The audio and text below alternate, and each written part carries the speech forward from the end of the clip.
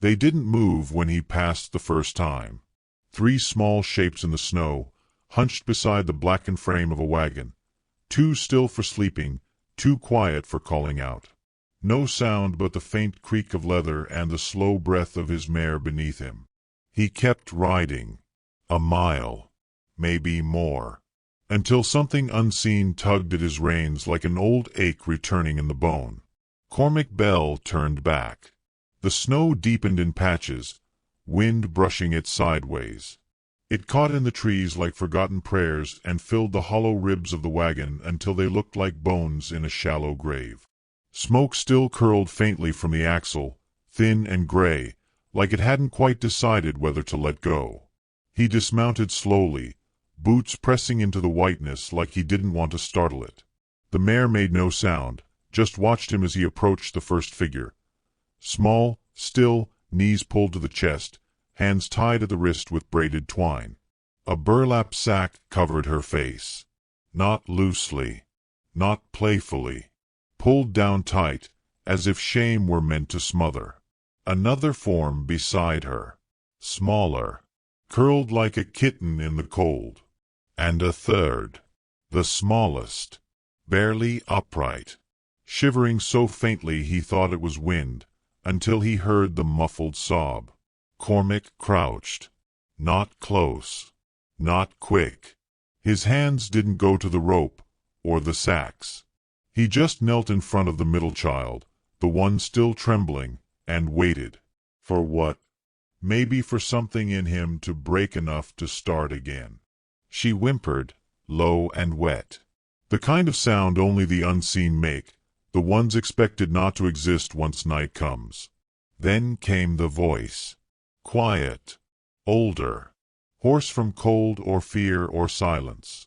We'll be quiet, if you remove our sacks. Cormac swallowed. The wind pressed against his coat, but he didn't move. That voice wasn't begging. It wasn't afraid. It was tired. Steady. Like someone who had held on too long already. He reached for the knot. The rope burned stiff from frost. He worked it slow. The girl's face emerged first, older than the others, 5 maybe. Her cheeks were red and chapped, a cut at the corner of her lip. Her eyes were wide, brown, unreadable. Behind her, the 4-year-old stirred, and he moved to her sack too. No words. Just a small hand that reached forward and touched her sister's knee as if to ask, "Is it safe yet?" The third. The little one didn't lift her head. Cormac paused. Then, carefully, wordlessly, pulled the sack from her too. Blonde hair matted with soot and snow. Her face was too young to carry such stillness. Her breath came in faint puffs. Her hands were blue around the fingers. Cormac shrugged off his coat and wrapped it around all 3. Still they didn't speak. "Who tied you?" he asked. His voice cracked. Unused. No answer. What happened? The eldest girl blinked at him like he'd spoken in a foreign tongue. So he changed the question. "You hungry?" She nodded once. Not desperate. Just honest. He nodded back. The burned wagon behind them leaned to one side, wheels sunk in snow like old gravestones. Ash clung to the scorched bridle lace that hung from its frame.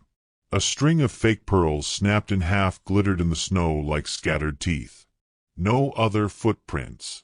No horses. Just 3 girls with wedding things and no bride to wear them. He lifted them one at a time onto his mare, adjusting the saddle blanket so they wouldn't touch iron. The little one, the 3-year-old, Lark maybe, though she hadn't said, curled into his chest like it wasn't her first time hiding from the world inside a stranger's arms. They rode slow. The wind didn't howl.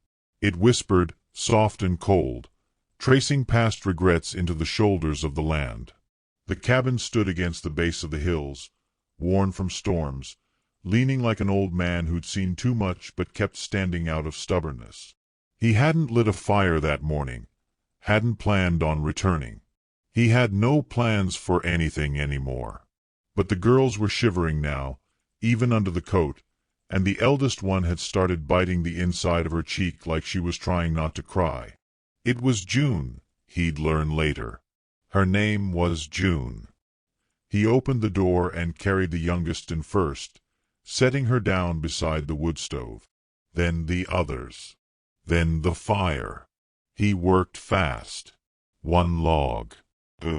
Spark. Flame. Light. The room warmed slowly, like it was testing whether it still had the right.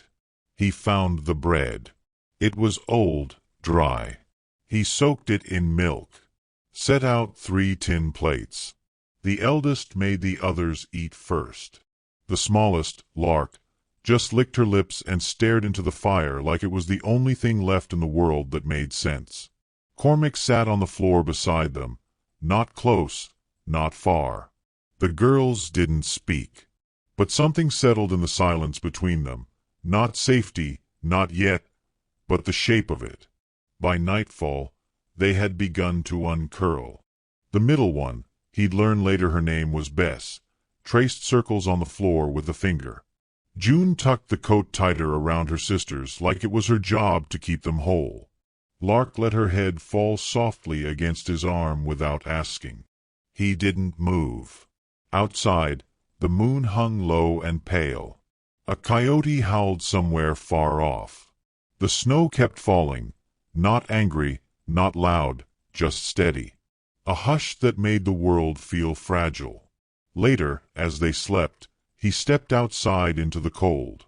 The wind brushed his face and filled his ears like an old hymn. He walked to the barn, then halfway back, then paused. The ribbon lay in the snow, burnt on one end, soft on the other. Someone had tied it to the wagon rail before it burned. A mark of something, a bride, a dowry, a promise. He picked it up. It crumbled a little in his palm, but the middle held firm. He looked up at the sky, stars broken open behind the clouds, and felt something in his chest shift. Not melt. Not yet. Just move. Inside, June stirred. She sat up without speaking, eyes glinting in the half-light. Cormac stepped back inside and set the ribbon gently on the table, beside the empty tin cups. She looked at it, then at him, then whispered, like a ghost remembering a name. You came late. The cabin held its breath for 3 days. No one spoke. Not the man with the tired eyes and slow hands. Not the eldest girl who kept her back to the door. Not the 2 younger ones who clung to each other like twin seeds caught in the same storm. Cormac rose before light each morning, stirred the fire, cooked oats even when they didn't eat them, opened the windows to let in the sky and closed them when the wind bit too hard. He didn't ask for names. Didn't press for stories. The girls moved like shadows stitched into the wooden walls. June, the eldest, watched everything but reacted to nothing. Her face unreadable. Her eyes older than they had any right to be. Bess slept in short, shivering fits, waking often to cry without sound, then falling against her sister like a leaf returning to the same branch. Lark, the youngest, toddled behind them in wool socks 3 sizes too large. She didn't speak. Not a whisper. But when she found a wooden spoon on the floor, she carried it like a doll and pressed it to her cheek. Cormac let them have the bed. He slept by the hearth on a straw tick that once held his wife's shape. He didn't look at the empty space beside him. Not once. On the second night, the girls watched him pour beans into a pot, stir slowly, then set the tin bowl in front of the hearth. He didn't motion for them to eat, just returned to the shadows and waited. They didn't touch the food, until June stepped forward, took one bite, then nudged Bess with her elbow. That was the first movement of trust. The second came at dawn, when Lark climbed into his lap as he was pulling on his boots and fell asleep against his coat. He sat there, motionless, watching snow begin to gather on the windowsill like dust from heaven. The third came not from them, but from the town. On the fourth day, Ma Rowena came. Her knock was sharp as frostbite. She didn't wait to be invited in. She'd run the orphanage back when it had walls and no heart. A woman with a face carved like a spoon, and a voice that had split more ears than wood. "Cormac Bell," she said, stepping inside. "I hear you've collected children." "I didn't collect them," he said, rising. "No." She looked at the girls, then at the ribbon still sitting on the table, then back at him. "They drop from the sky now, do they?" The girls shrank behind him. Even June. Rowena clicked her tongue. "You planning to keep them, then?" "I didn't say that either." "You didn't need to." She turned to go, but paused by the stove, staring into the coals like they owed her something. Her voice softened, not warm, just less brittle. "They look clean. That counts for something." She left without closing the door. Bess moved first, pushing it shut with her shoulder. Then turned, looked up at Cormac, and said her first word since arriving. "Cold." Just that. A single syllable that cracked the ice around the room. He brought her socks. Found his wife's old shawl in a chest beneath the bed. Dusted it off and draped it over her shoulders like a coronation robe. Bess smiled then. Just barely. But he saw it. That night, June traced lines in the ash on the hearthstone. Circles and crosses, stars and dashes. When she caught Cormac watching, she said quietly, "I'm drawing the wagon." He didn't ask what happened to it, or what was supposed to happen inside it. But her hand began to shake. "I thought the fire would wake someone," she whispered. "Sometimes it doesn't," he said. She stared at him. "Why not?" "Because some people don't want to see what they'd have to stop." Her fingers stilled. The ash darkened beneath her nails. Lark crawled into his lap again. This time, she brought the spoon and handed it to him, waiting. He pretended to feed her invisible broth. She giggled into his shirt. By the sixth day, a kind of rhythm had returned. Bess helped sort lentils into old jars. June swept the floor with quiet pride, avoiding the corner where the ribbon lay folded. Lark carried a piece of coal in her pocket and traced windows onto the cabin walls. Cormac added wood to the stove without being asked. Replaced the cracked handle on the chamber pot. Sharpened the kitchen knife until it could peel a potato in one long curl. Still, he said little. The words weren't ready, but his hands spoke. And the girls, in their own way, began to answer. On the seventh morning, the knock came again. Only it wasn't Rowena. It was Sheriff Malden. Young, sharp-jawed, and always looking like he'd rather be seen than be useful. His coat was too clean. His belt too shiny. He didn't wait for an invitation either. "Well," he said, stepping inside, "this is something." Cormac stood still. The girls disappeared behind the bed. "I heard you had visitors," the sheriff continued. "I'm guessing they didn't walk here alone." "They were left in the snow." Malden's brows rose. "And you just brought them in?" "They were freezing." "Sure. But you know how this looks, don't you?" "I know what it was." Malden leaned back, eyes flicking over the cabin. "No family, no claim, no last name. They have names." "Do they?" He smirked. "You get those out of 'em yet? Or just making it up as you go?" Cormac stepped forward, jaw set. "You got a reason to be here?" Town's worried. A man loses his wife, disappears a year, comes back with 3 girls and no answers. "I didn't go looking for them." Malden nodded slowly. "Well, I'll give you a week. Let the court figure what to do." Then, turning to leave, he added, Might want to teach the little ones not to talk to strangers. Some folks don't ask before taking. He left without looking back. That night, Cormac sat by the fire, sanding a broken drawer from the cabinet. June stood beside him, arms crossed. "Was he the one who tied us?" she asked. Cormac looked up. "No. But he would have walked by." He didn't answer. Lark brought the spoon to him again. This time, she waited for a story. So he made one up. About a girl with a blue ribbon and a fox for a friend. About a man who didn't know how to speak, but could hear things no one else could. Bess sat at his feet, head against his leg, already half asleep. June didn't sit. She stayed at the door, watching the dark like she expected it to walk in. When the fire died low, she finally whispered something, so quiet he wasn't sure he'd heard it right. "Is it true girls can't own land?" Cormac blinked. "What?" She repeated it. "Is it true girls can't own land? That's why they wanted us gone." He didn't answer. Because the answer wasn't simple. Not in this county. Not with the kind of men who call burned wagons accidents and three-tied children nobody's business. He reached for the ribbon on the table and ran a thumb across the charred edge. "No," he said softly. "It's not true. But some men like pretending it is."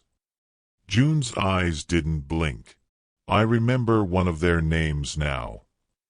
Cormac looked at her. She didn't say it. Not yet. She just turned toward the window. And the snow had stopped. But in the distance, beyond the trees, the glow of another fire had begun to rise. Cormac didn't ask who lit the fire beyond the ridge. He watched the glow from his porch in silence, his cup gone cold in his hand. The stars above it seemed to flicker harder, like they too were warning something was coming. Inside, the cabin was soft with hush. June braided Bess's hair beside the hearth, careful and slow, as if the act itself was a spell to keep the walls standing. Lark lay across his lap, curled like a kitten with her thumb in her mouth and the same wooden spoon still clutched in her hand. He hadn't asked about the ribbon again. It still lay folded on the table, between the tin lamp and the knife he never reached for any more. The girls didn't ask why the sheriff had come, or why Ma Rowena now dropped off a bag of potatoes each morning without a word, or why strangers had started riding through town asking about girls with sacks on their heads and rope around their wrists. The girls didn't ask. But their silence had started to stretch too long. That night, he lit a second fire out back, closer to the woodpile, like a beacon. Not to draw anyone in, but to remind whatever passed through these parts that someone was still here. Still watching. June came out quietly and sat beside it without asking. She didn't look at him. She just stared into the flames. "When I was 4, she said, "we had a piano." He turned slightly, surprised at the sound of her voice, not because it was soft, but because it had weight.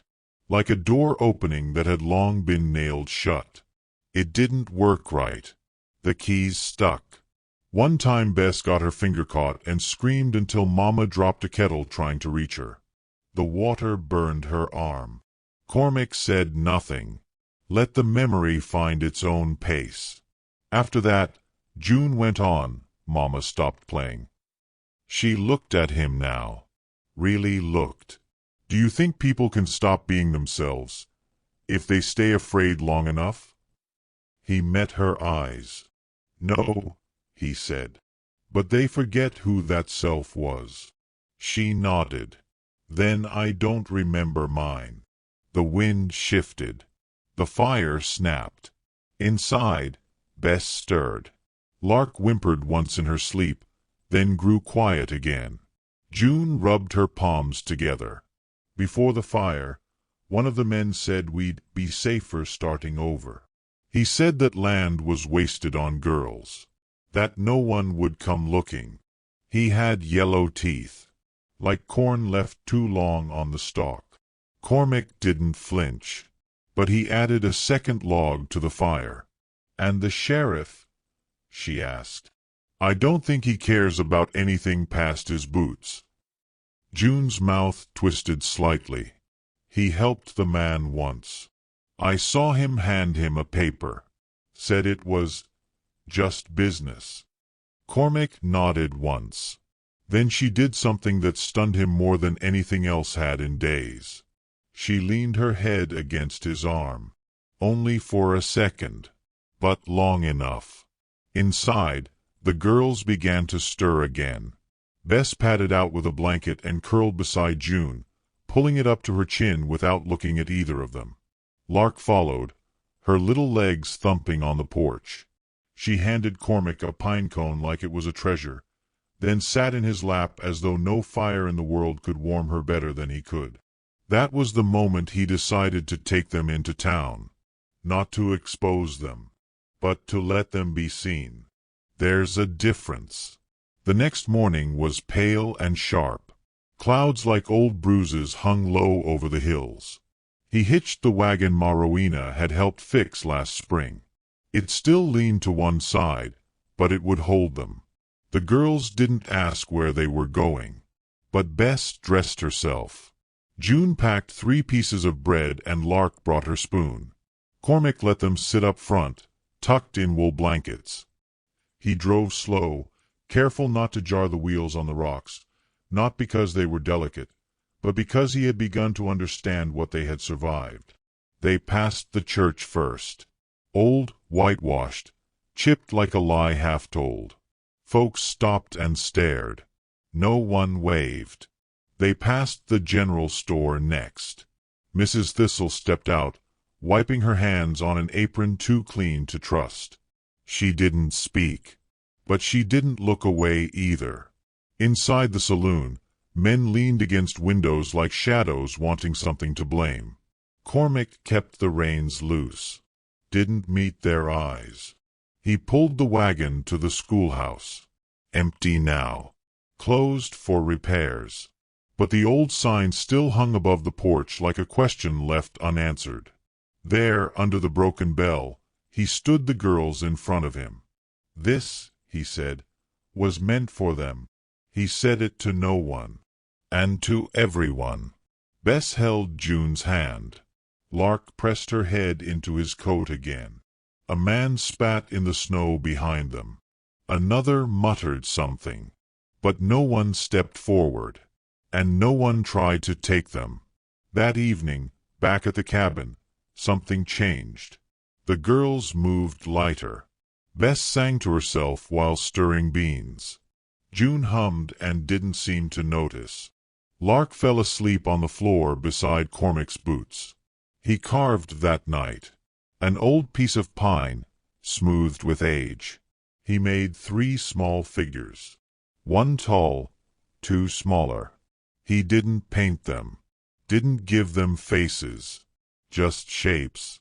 When June saw them, she didn't speak. She just took one and tucked it beside her bed. Later, long after the fire had faded to coals, she woke him. Not with a scream, but with a single name. "Chester," she whispered. Cormac opened his eyes. He was the man with yellow teeth. Chester Dunn. He was Mama's cousin. She said to never trust him. He sat up slowly. June stood there in her nightdress, hair braided tight, fists clenched. He said if we told, no one would believe us. He said girls lie. That people only believe papers and men with hats. Cormac looked at her, slow and steady. "I believe you," he said. She looked away. Swallowed. "There's a paper," she added. "A deed. It has our names. Mama hid it under a rock near the well." His breath caught. "And the land?" he asked. June nodded. "Ours. All 3 of us. That's why he burned the wagon." Outside, the wind picked up. Not hard. Just enough to remind the world that winter hadn't gone yet. Inside, the girls slept. But Cormac stood at the window, eyes on the ridge where firelight had once flickered. Not a single ember burned now. But he knew. By morning, someone would come looking for the land he had no intention of giving back. They came before dawn. 3 riders, black coats, no lanterns. The hooves didn't echo. They pressed against snow like wolves too careful to be heard. Cormac watched from the porch, rifle laid across his lap but untouched. Inside, the girls were still asleep. He didn't move until the riders stopped at the gate. The man in the middle wore a silver belt buckle that gleamed like a wound. Chester Dunn. His face was lean, creased, and smiling. Not a warm smile. A practiced one, like someone who sold things no decent man should buy. "You got something that don't belong to you," Chester said, voice flat as gravel. "I don't have much of anything," Cormac replied. Chester tilted his head. "Don't lie, Belle. You've got 3 pieces of stolen property sleeping in your house. They've got land on their name. Land I intend to see signed over proper. They're children. They're signatures," Chester snapped. "And that signature buys me 50 acres and the house their mama tried to hide behind." He dismounted. The other 2 stayed mounted. One chewed tobacco like a slow clock. The other had a scar from temple to jaw and fingers stained with ink. A notary, maybe, or someone who knew how to forge one. Chester stepped toward the porch. "Be smart now. Bring 'em out. Let 'em sign. It'll all be over quick. I'll even pay you for your trouble. Say, $10 a head." Cormac stood. He didn't touch the rifle. But the way he looked at Chester made the wind hesitate. "You tie sacks on their heads?" he asked. "Leave them to freeze?" Chester chuckled. "I gave them a chance to disappear quiet. But they just kept breathing." The door creaked open behind Cormac. June stepped outside barefoot, eyes sharp, shoulders square. She held the ribbon in one hand. It trailed like smoke. Behind her came Bess, half hiding behind her sister. And then Lark, still holding the spoon. Chester blinked. "Well," he said, "there's my little heirs." "They're not signing," Cormac said. Chester's jaw twitched. "Then I'll take them." He moved. But June stepped between them and held out the ribbon like it meant more than paper ever could. "We remember," she said. Her voice didn't shake. "We remember what you did to Mama. We remember what you said. And we remember where the deed is." Chester froze. Cormac reached into his coat, not for a weapon, but a folded square of weather-worn paper. He held it up.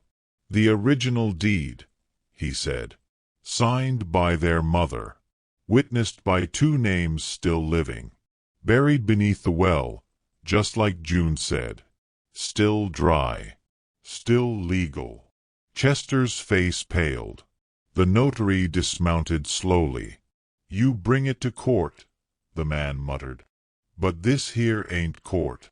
"No," Cormac said, "but the town's coming." He nodded behind them. From the tree line, shadows began to gather. Ma Rowena on a wagon bench, Dr. Ames behind her, 3 ranchers with hands on their belts, and even Mrs. Thistle, clutching a lantern like it was the last light left in the world. "I sent word," Cormac said. "Figured you'd come early." Chester stepped back. "You think this changes anything?" he hissed. "You already lost," Cormac said, voice low. "You lost when you left them breathing."